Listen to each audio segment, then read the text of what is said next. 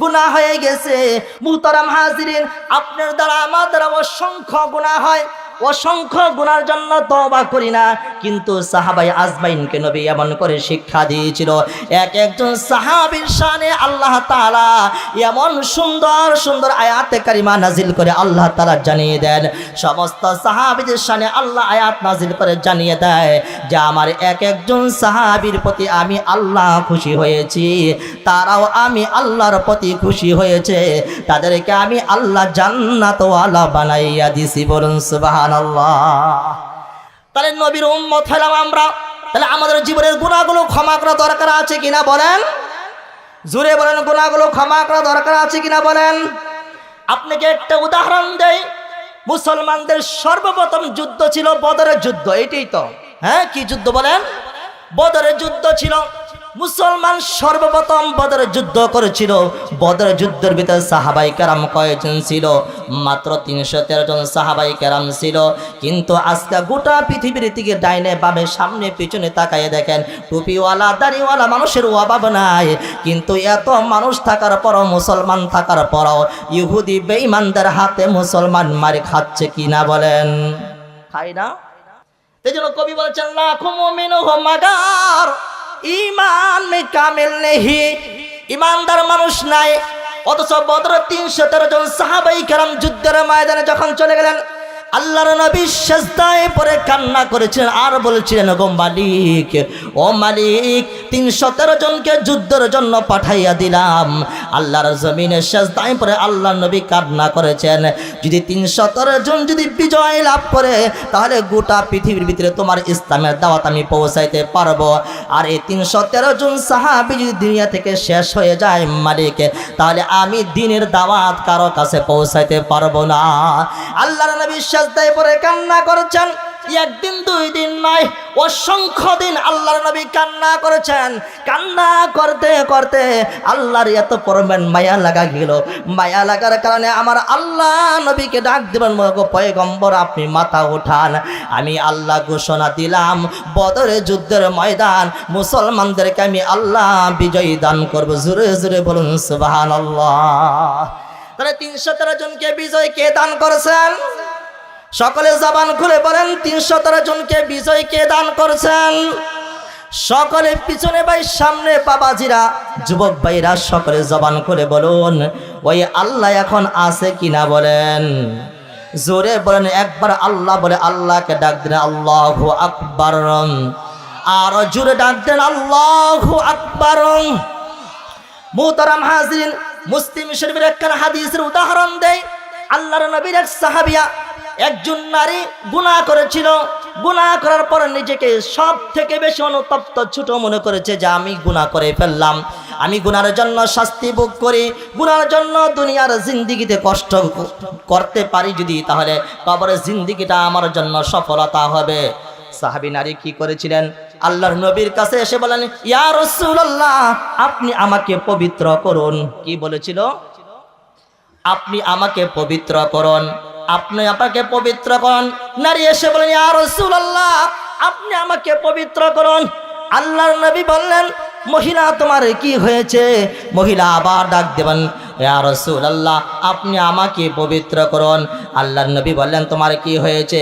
ইয়া রাসূলুল্লাহ, আমি জিনা করেছি, জিনা করার শাস্তি আমাকে দুনিয়াতে দিয়ে দেন, কবরের জিন্দেগি আমি জিনার শাস্তি আর পাইতে চাই না। মহিলা নবীর কাছে চলে গেলেন। আল্লাহ নবী বললেন, তাহলে তুমি কি জিনা করেছ? জিনার বাচ্চা কি তোমার পেটে ভিতরে আছে? সাহাবী নারী বলে, ইয়া রাসূলুল্লাহ, জিনার বাচ্চা আমার পেটের ভিতরে আছে, আমাকে আপনি পবিত্র করুন।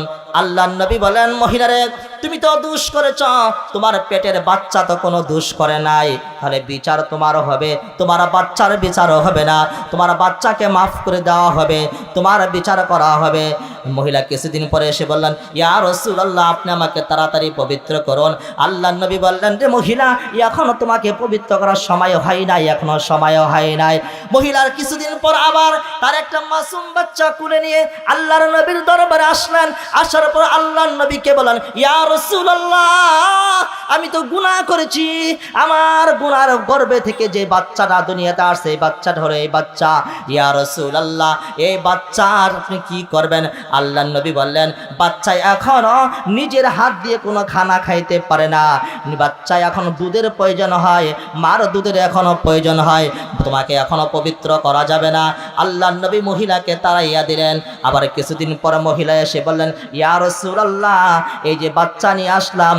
আল্লাহর নবী বলেন, তুমি চলে যাও, যতদিন পর্যন্ত তোমার বাচ্চা নিজের হাত দিয়ে খানা খাইতে না পারবে, ততদিন পর্যন্ত আমি নবী তোমাকে পবিত্র করতে পারবো না। মহিলা চলে গেলেন। কিছুদিন পর মহিলা বাচ্চা নিয়ে রাসূলের দরবারে আগমন করলেন। ইয়া রাসূলুল্লাহ, এই যে বাচ্চা দেখেন। মহিলা তার বাচ্চার হাতে একটা রুটি টুকরা দিয়েছেন, বাচ্চা রুটি টুকরাটা খাইতে পারে। এমন অবস্থায় আল্লাহর নবীর কাছে এসে বললেন, ইয়া রাসূলুল্লাহ, আমি মার এখন আর প্রয়োজন নয়, বাচ্চা নিজের হাতে খাবার খাইতে পারে। এটা দেখে আল্লাহর নবী বললেন, বাচ্চাটা একজন সাহাবায়ে কেরামকে দিয়ে দিলেন। আর মহিলার জন্য পবিত্র করার জন্য নবী বললেন, মহিলাকে তোমরা মাঠের জমিনে নিয়ে যাও, মাঠে নিয়ে যাও, মহিলাকে কাঁধ পর্যন্ত একটা গর্ত করো, গর্ত করে সাহাবায়ে কেরাম চতুর্দিক থেকে পাথর নিক্ষেপ করবেন। একজন মানুষ জিনা করলে, যে মানুষ জিনা করবে তার শাস্তিটা এমনই হবে, তাকে মাঠের ভিতরে গর্ত করে তাকে রাখা হবে, চতুর্দিক থেকে মানুষ পাথর নিক্ষেপ করে, রজম নিক্ষেপ করে তাকে দুনিয়া থেকে বিদায় করে দিবে। এটা হলো জিনাকারীর শাস্তি। এটা কিসের শাস্তি বলেন? কথা বলেন, কিসের শাস্তি? জিনাকারীর শাস্তি। আল্লাহর নবী বললেন, তাকে শাস্তি দাও। সাহাবায়ে আজমাইন চতুর্দিক থেকে পাথর নিক্ষেপ করলেন। একজন সাহাবী পাথর নিক্ষেপ করতে লাগলেন, চতুর্দিকে পাথর নিক্ষেপ করতে লাগলো। আর মহিলা আফসোস করতে লাগলো। ঘটনাক্রমে একজন সাহাবী পাথর জুড়ে নিক্ষেপ করলেন। নিক্ষেপ করতে করতে মহিলার শরীরের রক্তটা সাহাবীর জামার ভিতরে লাগলেন। জামার ভিতরে লাগার সাথে সাথে সাহাবী নিজেকে আশ্চর্য বোধ করে কি বললেন, আহ, জিনাকারী রক্ত আমার শরীরে লাগলো। কার রক্ত বলেন? জিনাকারী নারীর রক্ত আমার শরীরে লাগলো। এই কথাটা আপনার আমার রহমতের নবী সাল্লাল্লাহু আলাইহি সাল্লাম দূর থেকে শুনতে পেলেন। শুনে বললেন, এ সাহাবীরা রে, তোমরা তাকে গালি দিও না, এই নারীকে তোমরা গালি দিও না, তোমরা তো নারী বিষয়ে জানো না। এমন একটা মর্যাদাবানওয়ালা নারী, এমন একটা তওবা করনেওয়ালা নারী। এই নারী এমন করে তওবা করেছে, এই নারী এমন করে আল্লাহকে খুশি করেছে, তার তওবাটা আল্লাহর কাছে এত পরিমাণ কবুল হয়েছে, এত পরিমাণ কবুল হয়েছে। কবুল হওয়ার কারণে মহিলাকে আমার আল্লাহ জান্নাতওয়ালা বানাইয়া দিয়েছে। বলুন সুবহানাল্লাহ। সাহাবায়ে কেরাম প্রশ্ন করেন, ইয়া রাসূলুল্লাহ, তাকে কি পরিমাণ কবুল করা হইল? আল্লাহর নবী বলেন, আরবের ভিতরে যে ৬০ জন মানুষ যদি জিনা করত, ৬০ জন মানুষের তওবা করতে হইতো, কিন্তু মহিলা এমন করে তওবা করছে, ৬০ জন ব্যক্তির তওবাটা সহ সে করেছে, এমনকি সে জান্নাতওয়ালা হয়ে গেছে। বলুন সুবহানাল্লাহ। তাহলে মুহতারাম হাজিরিন, সাহাবায়ে কেরামের জমানা গুনাহ হইলে নিজেকে সবথেকে বেশি ছোট মনে করতেন, নিজেকে সব থেকে বেশি ছোট মনে করতেন, আর গুনার জন্য শাস্তি ভোগ করে দুনিয়া থেকে যাইতেন।